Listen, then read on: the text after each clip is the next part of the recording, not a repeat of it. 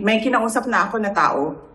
Sinabi ko sa kanya, kapag pinatay ako, patayin mo si BBM, si Lisa Araneta, at si Martin Romualdez. No joke. Ang pahayag na yan ni Vice President Sara Duterte, itinuturing daw ng Malacanang na active threat, kaya idinulog nila ito sa Presidential Security Command para sa agarang aksyon.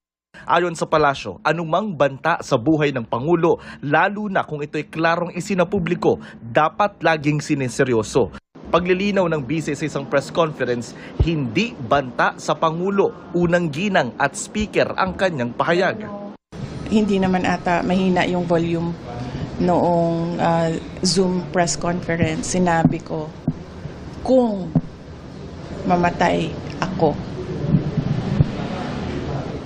ibig sabihin, in the first place, meron ng threat sa akin.